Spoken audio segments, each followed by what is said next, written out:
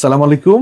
এই মুহূর্তে আমি একালেশিয়া কার্ডিয়া নিয়ে এক বিষয়গুলো আপনাদেরকে বলবো এবং জানাবো, এবং একালেশিয়া কার্ডিয়া হলে পরে কি হয় এবং সেটি ভিডিও চিত্রটি আপনাদের সামনে উপস্থাপন করছি, এবং আমার সম্মানিত রোগী সামনে রয়েছেন, তার কথাগুলো আপনাদের সাথে আজকে শেয়ার করব।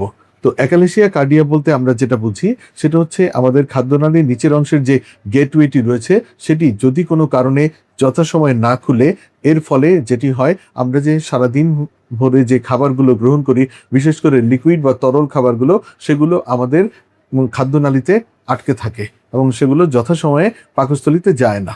তো এই খাবারগুলো পরবর্তীতে যেটি হয় সেটি হচ্ছে, রোগী যখন শুতে যায় তখন সেগুলো গলা বেয়ে নাক মুখ দিয়ে বের হয়ে আসে, কিংবা কখনো কখনো সেগুলো তার শ্বাসনালীতে চলে যায় এবং প্রচণ্ড শুকনো কাশি হয়, বিশেষ করে রাতের বেলা, যাকে নকটার্নাল কাফ বলে। কখনো কখনো দেখা যায় মুখে দুর্গন্ধ হয় এবং দাঁতে ডেন্টাল ক্যারিসের সমস্যাগুলো কিন্তু দেখা দিতে পারে। তো একালেশিয়া কার্ডিয়া একটি ভোগান্তিকর রোগ। এখানে যেটি হয় সেটি হচ্ছে, খাদ্যনালীতে যে স্নায়ুগুলো রয়েছে, অর্থাৎ যে নার্ভাস নেটওয়ার্কগুলি রয়েছে, সেগুলো নষ্ট হয়ে যায়। এইগুলো হতে পারে ডিজেনারেটিভ কারণে, অর্থাৎ বয়সের সাথে সাথে কোনো একটি কারণে সেটি নষ্ট হয়ে যায়, কিংবা অজানা কারণে, কিংবা ভাইরাসের সংক্রমণে, বিশেষ করে কক্সাকি ভাইরাসের সংক্রমণে এই অবস্থাটি হয়। এবং এর ফলে যেটি দেখা যায়, পুরো খাদ্যনালীটি প্রসারিত হয়ে যায়। অর্থাৎ স্বাভাবিকভাবে খাদ্যনালী যেরকম একটু সংকুচিত থাকে, কিন্তু এটি ব্যাপক প্রসারিত হয়ে যায় এবং সেটি অ্যাপেরিস্টালটিক হয়ে যায়। অর্থাৎ খাদ্যনালীর যে স্বাভাবিক যে একটি প্রক্রিয়া রয়েছে সেটা হচ্ছে সংকোচন, ক্রমাগত সংকোচন প্রসারণ, যাকে বলে পেরিস্টালসিস। এর ফলে আমরা গলা থেকে যে খাবারটি আমরা নিচের দিকে যায়, সেটি ধীরে ধীরে সামনের দিকে এগিয়ে যায়, এবং এই পেরিস্টালসিস বা সংকোচন প্রসারণ ধারাবাহিকভাবে আমাদের পায়ুপথ পর্যন্ত চলতে থাকে, যে কারণে আমরা যে খাবারের নির্যাসটি আমাদের দেহে আসে এবং বাকি অংশটি মল আকারে নির্গত হয়। কিন্তু এখানে যেটি হয়, তার অ্যাপেরিস্টালটিক অবস্থা, অর্থাৎ সংকোচন প্রসারণ একেবারেই বন্ধ থাকে।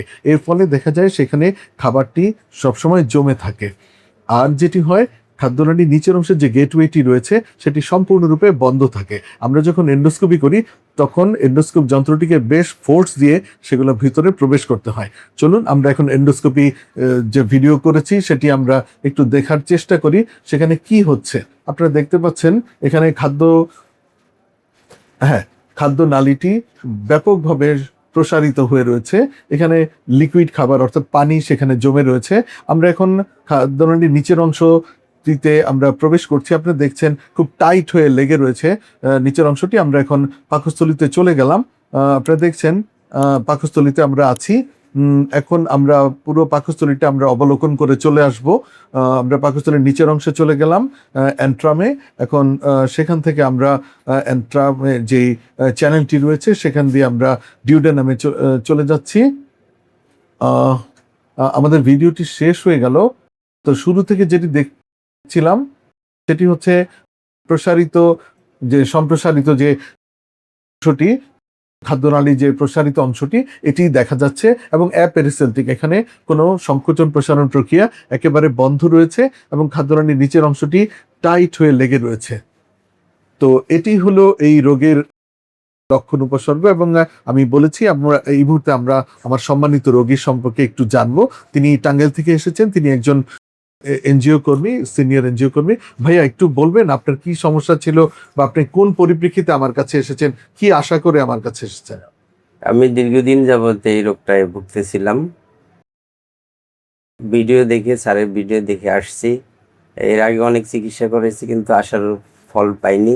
আমার খাবার গিলতে সমস্যা হইতো এবং খাবার গলায় আটকে থাকতো, বুকে ব্যথা হইতো। আশা করছি যে স্যারের সুচিকিৎসায় ইনশাল্লাহ রোগ মুক্তি পাবো। না, ইনশাল্লাহ। হ্যাঁ, এটা তো আপনার আশা, কিন্তু আপনার সমস্যাগুলি কবে থেকে শুরু হলো, কি সমস্যা হয়, এটা একটু ব্যাখ্যা করে যদি বলতেন তাহলে অনেক রোগীরা উপকৃত হতো। আমার খাবার গিলতে সমস্যা হয়, তারপরে খাবার জমে থাকে এবং এর কারণে বমি হয় এবং গ্যাসের মতো সৃষ্টি হয়, যাতে বমি হইলে কিছুটা আরাম পাওয়া যায়, কিন্তু বুক ব্যথা করে এবং খাবার খেতে ইচ্ছে হয় না, মানে ভয় ভয় পাই। হ্যাঁ, সবসময় একটা দুশ্চিন্তা কাজ করে। অনেক সময় মৃত্যু ভয় আসে যে এই রোগের কারণে আমার সমস্ত কিছুই প্রায় মৃত্যু হয়ে যায় কি থেকে যায় কিনা, এরকম একটা, মানে আমার সমস্ত কাজকর্মই প্রায় স্থবির হয়ে গেছে এই এই এই অসুখটার কারণে। সুপ্রিয় ভাই বোনেরা, আপনারা দেখলেন, শুনলেন আমার সম্মানিত রোগীর কাছ থেকে। তিনি খাবার খেতে ভয় পান, কেননা খাবার খেলে পরেই তার প্রচণ্ড অস্বস্তি লাগে, বুকের মধ্যে ভার ভার লাগে, এবং কখনো কখনো মনে হয় বমি করে ফেলে দিলে পরে তখন তার ভালো লাগবে, কেননা খাবারটা বুকের মধ্যে জমে থাকে, তখন তার প্রচণ্ড অস্বস্তি লাগে এবং তার কাছে মনে হয় এই রোগ থেকে হয়তো তার বড় ধরনের কিছু হয়ে যেতে পারে, এমনকি প্রাণহানির শঙ্কা থাকে, যে কারণে তিনি কাজ করতে যেতে অনেক সময় তার যে স্বাভাবিক কাজকর্ম থেকে তিনি বিরত থাকেন এবং কাজকর্ম করতে পারেন না। এই যে মানুষের স্বাভাবিক কাজকর্ম থেকে বিরত থাকা, অর্থাৎ একটি কর্মক্ষম মানুষ অকর্মণ্য হয়ে যাওয়া, এটি একটি দুঃখজনক একটি বিষয়। তো আমাদের ডাক্তারদের কাজ হলো রোগীকে, মানুষকে কর্মঠ রাখা। সেই কাজটি আমরা নিরবচ্ছিন্নভাবে, নিরলসভাবে আমরা ডাক্তার হওয়ার শুরু থেকে শেষ জীবন পর্যন্ত আমরা করে যাই। তো এখন প্রশ্ন আসে, এই রোগীর চিকিৎসা কি হবে? এই রোগীর চিকিৎসা 3 প্রকারের। একটি হলো মেডিসিনের মাধ্যমে চিকিৎসা, অর্থাৎ ওষুধের মাধ্যমে চিকিৎসা এবং সাথে কিছু উপদেশমালা মেনে চলা। দ্বিতীয়ত হলো এন্ডোস্কোপির মাধ্যমে চিকিৎসা এবং তৃতীয়ত হলো সার্জারি। তো এখানে মেডিসিনের মাধ্যমে যে চিকিৎসাটি রয়েছে সেটি আমরা ইতিমধ্যে আমি দিয়েছি তাকে, এবং কিছু নিয়মকানুন বলেছি। নিয়মকানুনের মধ্যে বলেছি তিনি অল্প অল্প করে সারাদিন খাবেন এবং কখনো ভুরিভোজ করবেন না, অনেক খাবার খাবেন না, তৈলাক্ত খাবারগুলি তিনি পরিহার করবেন, এবং তিনি যেটি করবেন, খাবার খাওয়ার অনেক আধা ঘন্টা পরে তিনি হাঁটবেন, চলাফেরা করবেন, তারপরে তিনি অন্য কাজ করতে যাবেন। বিশেষ করে রাতে শোয়ার সময় অন্তত 3 ঘন্টা আগে তিনি রাতের খাবারটি শেষ করবেন এবং তার বিছানার দিকে, মাথার দিকের অংশটি উঁচু করে রাখবেন, কিংবা একটি বালিশের জায়গায় 2টি বালিশ ব্যবহার করবেন। এইগুলো হলো স্বাভাবিক কিছু নিয়ম, এবং ওষুধগুলো তিনি খাবেন। আমি ইতিমধ্যে একটি ওষুধ তাকে দিয়েছি, যদি না হয় তাকে আরও একটি ওষুধ দিয়ে আমি চেষ্টা করব, এবং পরম করুণাময় অসীম দয়ালু আল্লাহর কাছে তার জন্য আমি দরখাস্ত প্রেরণ করব যেন তিনি সেটি মঞ্জুর করেন, যেন তিনি ওষুধের মাধ্যমেই ভালো হয়ে যান। দ্বিতীয়ত যে চিকিৎসাটি রয়েছে সেটি এন্ডোস্কোপ যন্ত্রের মাধ্যমে চিকিৎসা। সেটি আমরা করে থাকি। বটুলিনাম টক্সিন ইনজেকশন আমরা দিয়ে থাকি খাদ্যনালীর নিচের অংশে, যেখানে গেটওয়েটি বন্ধ হয়ে থাকে সেখানে বটুলিনাম টক্সিন আমরা ব্যবহার করে থাকি, ইনজেক্ট করে থাকি। দ্বিতীয়ত যেটি হলো বেলুন ডাইলিটেশন আছে। দ্বিতীয় বেলুন ডাইলিটেশন, এন্ডোস্কোপ যন্ত্রে প্রবেশ করিয়ে সেখানে আমরা বেলুন দিয়ে ফুলিয়ে সেই সংকুচিত অংশটিকে প্রসারিত করার একটি চিকিৎসা দিয়ে থাকি। এটি একটি বেশ ব্যয়বহুল এবং খুব ব্যথাদায়ক একটি চিকিৎসা, এবং দেখা যায় এটি রিকার করে, আবার পুনরায় ফিরে আসতে পারে। তৃতীয়ত যেটি রইল সেটি হচ্ছে পোএম, পার ওরাল এন্ডোস্কোপিক মায়োটমি, অর্থাৎ আমরা এন্ডোস্কোপ করে, এন্ডোস্কোপ যন্ত্রের মাধ্যমে আমরা সেই নিচের অংশে যে সেখানে একটি বিশেষ পদ্ধতিতে আমরা যে সাবমিউকাসের ভিতরে যে মাংসপেশি রয়েছে সেগুলোকে আমরা কেটে দিই, যেগুলি সংকোচনের কাজ করে। এর ফলে সেটি রিল্যাক্স হয়ে যায় এবং নিচের গেটওয়েটি খুলে যায়, পোএম অপারেশন। এবং তৃতীয় যে পদ্ধতিটি রয়েছে সেটি হচ্ছে সার্জারি। সেটি ওপেন সার্জারি করা হয় বা ল্যাপারোস্কোপিক সার্জারি সার্জনরা করে থাকেন, হেলার্স মায়োটমি করেন এবং ফান্ড ডুপ্লিকেশন করে থাকেন।